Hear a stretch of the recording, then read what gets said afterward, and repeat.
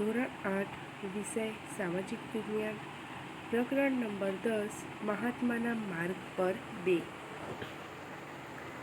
સવિનય કાનૂનભંગની ચળવળ 1930 પૂર્ણ સ્વરાજ એમ મળવાનો ન હતો. આ માટે લોકોએ લડાઈમાં ઉતરવું પડશે. અમદાવાદમાં મળેલી કોંગ્રેસની કારોબારી સમિતિએ પૂર્ણ સ્વરાજની પ્રાપ્તિ માટે સવિનય કાનૂનભંગની ચળવળ શરૂ કરવાનો અધિકાર ગાંધીજીને આપ્યો. આ લડતમાં સરકારના અયોગ્ય કાયદાનો વિનયપૂર્વક ભંગ કરવાનો હતો. એ સવિનય કાનૂનભંગની ચળવળ તો કે જે અમદાવાદમાં મળેલી કોંગ્રેસની જે કારોબારી સમિતિ છે એમાં ગાંધીજીએ પૂર્ણ સ્વરાજ મેળવવા માટે કઈ લડત શરૂ કરી તો કે સવિનય કાનૂનભંગની ચળવળ શરૂ કરવાનો અધિકાર આપ્યો. તો કે આ જે હતી કોંગ્રેસની કારોબારી સમિતિ તો ક્યાં મળી હતી કે અમદાવાદ ખાતે મળી હતી. અને આમાં જે પૂર્ણ સ્વરાજ છે પૂર્ણ સ્વરાજ મેળવવા માટે કઈ ચળવળ શરૂ કરી હતી તો કે સવિનય કાનૂનભંગની લડત શરૂ કરી હતી.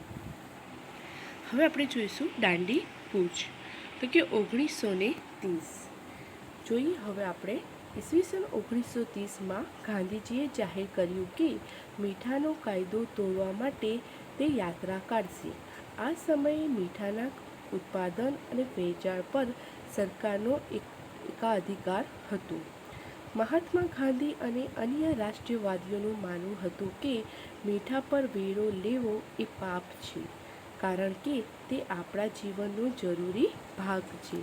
આ મહત્વપૂર્ણની આ ટૂંકનોંધ છે કે ટૂંકનોંધમાં પણ તમને પૂછાય કે દાંડી કૂચ તો કે દાંડી કૂચ ક્યારે શરૂ થઈ 1930. તો જોઈએ આપણે તો કે અંગ્રેજ સરકારે જે મીઠા પર કર નાખ્યો હતો. મીઠા પર આપણે મીઠું ખરીદવું હોય એના બદલામાં આપણે પૈસા આપવા.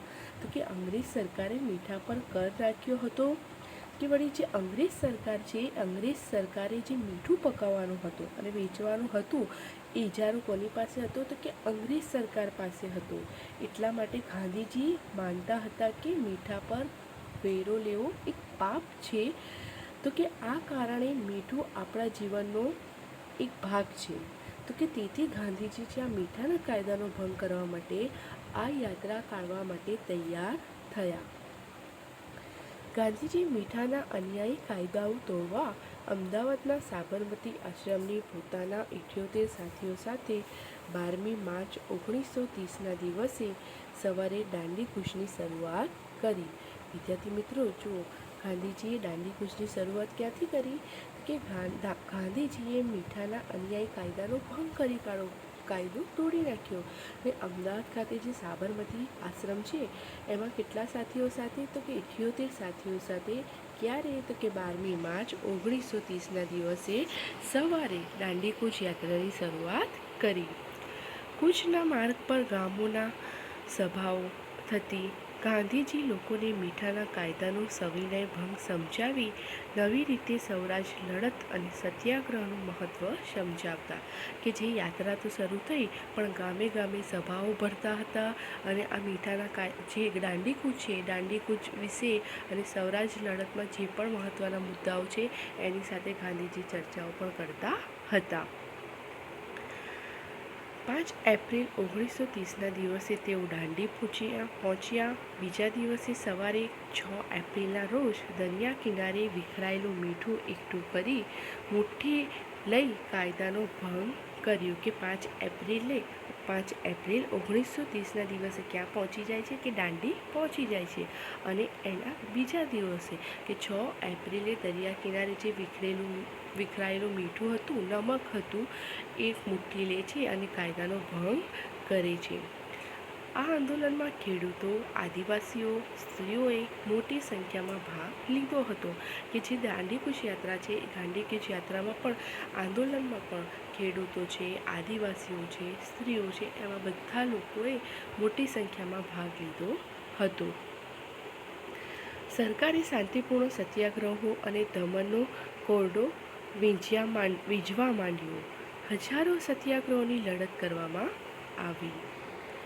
તો કે આપણે અહીંયા કીધું કે જે દાંડી કૂચ સૌપ્રથમ કીધું કે 12 માર્ચ 1930ના રોજ ગાંધીજી કેટલા સાથીઓ સાથે, તો કે 78 સાથીઓ સાથે અમદાવાદના સાબરમતી આશ્રમથી દાંડી કૂચની શરૂઆત કરી છે. પછી છે કે 5 એપ્રિલે 1930ના રોજ ગાંધીજી ક્યાં પહોંચી જાય છે? દાંડી પહોંચી જાય છે. અને બીજે દિવસે કે 6 એપ્રિલના રોજ દરિયા કિનારે જે વિખરાયેલું મીઠું હતું એ વિખરાયેલું મીઠું લઈ ગાંધીજી આ કાયદાનો ભંગ કરે છે અને પોતે ધરપકડ વહોરી લે છે કે એની ધરપકડ કરવામાં આવે છે. હવે જોઈએ આપણે આગળ. જુઓ, આટલું જાણો આ બોક્સમાં પણ આપેલું છે તો પણ આપણે જોઈએ. ધરાસણા ગામના મીઠાના ઉત્પાદનનું મોટું કેન્દ્ર હતું. પછી ત્યાં સત્યાગ્રહ કરવાની ગાંધીજીએ જાહેરાત કરી. ગાંધીજી અને અબ્બાસ તૈયબજીની ધરપકડ થવાથી ધરાસણા સત્યાગ્રહની આગેવાની સરોજની નાયડુએ લીધી. અંગ્રેજ સરકારે આ સત્યાગ્રહ અટકાવવા ક્રૂરતાભર્યા પગલાં લીધા. 300 જેટલા સત્યાગ્રહો ઘાયલ થયા અને 2 મૃત્યુ પામ્યા. આમ છતાં સત્યાગ્રહો જરાય પાછા ન પડ્યા. શું કીધું છે કે ધરાસણા ગામ હતું, ત્યાં મીઠાનું મોટું કેન્દ્ર હતું, ઉત્પાદન કરવાનું જે મોટું કેન્દ્ર હતું, ત્યાં સત્યાગ્રહમાં ગાંધીજીએ જાહેરાત કરી. પછી ગાંધીજી અને અબ્બાસ તૈયબજી સાથે મળીને આ સત્યાગ્રહની આગેવાની કરી. સાથે સત્યાગ્રહ જોડાયા. પછી એમાં સરોજની નાયડુએ પણ ભાગ લીધો હતો. તો કે અંગ્રેજ સરકારે આ સત્યાગ્રહ જે અટકાવવા માટે એમની સામે પગલાં પણ લીધા. એમાં કેટલાક 300 જેટલા સત્યાગ્રહો ઘાયલ પણ થયા અને 2 મૃત્યુ પણ પામ્યા. છતાં પણ આ સત્યાગ્રહ આંદોલન કરવા માટે પાછળ પડ્યા ન હતા. હવે જોઈએ ગોળમેજી પરિષદો. ભારતને કેવા પ્રકારનું બંધારણ આપવું તથા સુધારો કરવા તેની ચર્ચા કરવા માટે બ્રિટિશ સરકારે ગોળમેજી પરિષદ બોલાવી. પહેલી પરિષદ લંડનમાં મળી. તેમાં કોંગ્રેસની ગેરહાજરીને લીધે નિષ્ફળ ગઈ. 1931માં લંડનમાં બીજી ગોળમેજી પરિષદ બોલાવવામાં આવી, જેમાં કોંગ્રેસના એકમાત્ર પ્રતિનિધિ તરીકે ગાંધીજીએ હાજરી આપી હતી. જુદી જુદી કોમના પ્રતિનિધિઓએ બંધારણના ઘડતરની ચર્ચા વખતે પોતાની કોમ માટે અલગ મતદાન મંડળની માંગણી કરી. આથી ગાંધીજી નિરાશ થયા, કારણ કે તેનાથી તો ભારત અનેક ટુકડાઓમાં વહેંચાઈ જતું હતું. જુદી જુદી કોમના પ્રતિનિધિઓ વચ્ચે સમાધાન ન થવાથી પરિષદ નિષ્ફળ ગઈ.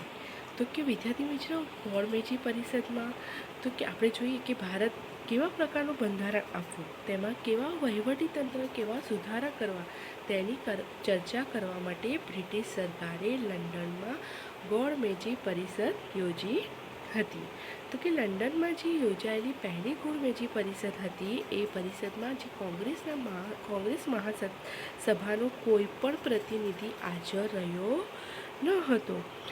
તો તેથી આ જે પહેલી ગોળમેજી પરિષદ હતી એ શું થાય છે? પરિષદ નિષ્ફળ જાય છે. પછી આવે છે ફરીથી કે જે લંડનમાં યોજાયેલી જે બીજી ગોળમેજી પરિષદ છે એમાં ગાંધીજી એકમાત્ર એવા પ્રતિનિધિ તરીકે એમણે હાજરી આપી.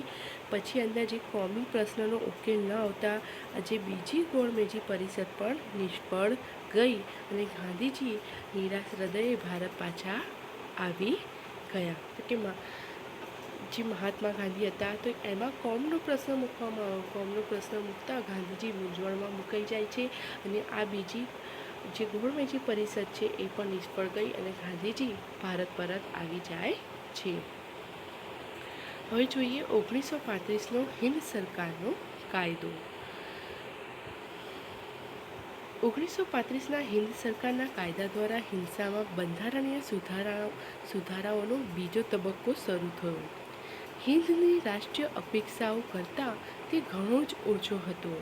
ડૉક્ટર રાજેન્દ્ર પ્રસાદના મતે 1935ના કહેવાતા સમવાય તંત્રના ધારામાં સાચું પ્રાંતિક સ્વરાજ્ય પ્રજાને કે પ્રધાનોને નહીં પરંતુ ગવર્નરોને આપ્યું હતું. આ કાયદાના અન્વયે ચૂંટણીઓ થઈ. ગાંધીજીએ સૂચવ્યું કે 1935ના બંધારણ પ્રમાણે આપેલી ખાસ સત્તાઓ અને હક ગવર્નરો વાપરે નહીં અને પ્રધાનમંડળની સલાહ મુજબ વર્તાવી તેઓને બાહેધરી આપવી તો કોંગ્રેસના પ્રધાનમંડળની રચના કરશે. આ અંગે વાઇસરોય અને હિન્દી વજીરે સ્પષ્ટતા કરી તેથી કોંગ્રેસ અને મુસ્લિમ લીગે પ્રધાનમંડળની રચના કરી. પ્રાંતીય સ્વરાજ્યનો આ પ્રયોગ લગભગ 2.25 વર્ષ ચાલ્યો. 1939માં બીજું વિશ્વયુદ્ધ શરૂ થયું ત્યારે હિંદને પૂછ્યા વગર બ્રિટિશ સરકારે આ યુદ્ધમાં હિંદને જોડી દીધું. પરિણામે તેના વિરોધમાં પ્રધાનમંડળોએ રાજીનામા આપ્યા. તો કે 1935નો હિંદ સરકારનો કાયદો. તો કે ઈસવીસન 1935ના જે હિંદ સરકારના કાયદા દ્વારા હિંદમાં જે બંધારણીય સુધારાનો છે એ બંધારણીય સુધારાનો વિદ્યાર્થી મિત્રો શું થાય છે, બીજો તબક્કો શરૂ થાય છે. તો એમાં પણ જે ડૉક્ટર રાજેન્દ્ર પ્રસાદે ઈસવીસન 1935માં જે હિંદ સરકારના જે કાયદા હતા એ કાયદા વિશે એમણે કહ્યું કે જે 1935ના જે કહેવાતા સમવાયતંત્રના ધારામાં સાચું પ્રાંતિક સ્વરાજ્ય પ્રજાને કે પ્રધાનો નહીં પરંતુ ગવર્નરોને મળવું જોઈએ. અહીંયા શું કીધું છે કે ડૉક્ટર રાજેન્દ્ર પ્રસાદ શું કહે છે તો કે જે સમવાયતંત્રમાં જે ધારામાં સાચું પ્રાંતિક અને સ્વરાજ્ય પ્રજાને જે પ્રધાનો નહીં પણ કોને મળવું જોઈએ તો કે ગવર્નરોને મળવું જોઈએ. તો કે ઈસવીસન 1935માં જે હિંદ સરકારના જે કાયદા છે, હિંદ સરકારના કાયદા મુજબ જે ચૂંટણીઓ પણ થઈ, પછી ગાંધીજી એમાં સૂચવ્યું પણ કે ઈસવીસન 1935માં જે બંધારણ પ્રમાણે આપેલી જે ખાસ સત્તાઓ હતી, આપણી હકો હતા, એ કોણ વાપરે નહીં તો કે ગવર્નર વાપરે નહીં અને તેઓ પ્રધાનમંડળોની સલાહ મુજબ જ વર્તવાની બાહેંધરી આપે તો કોંગ્રેસ પ્રધાનમંડળોની પણ રચના કરાશે. તો મેઇન બાબત ત્યાં શું હતી કે અહીંયા બધા જ વાપરે, બધાને જ હક મળે પણ ગવર્નરો પણ વાપરે નહીં એવી ગાંધીજી અહીંયા સલાહ આપતા હતા. પછી કે છે કે 1939માં જ્યારે બીજું વિશ્વયુદ્ધ શરૂ થયું ત્યારે જે ભારતના આપણે કીધું કે વાઇસરોય, આગળ આપણે એના વિશે થોડી ચર્ચા કરીશું. આપણે આ લેક્ચરમાં અહીંયા સુધી જ રાખીએ છીએ. નેક્સ્ટ લેક્ચરમાં આપણે આગળ અભ્યાસ કરીશું.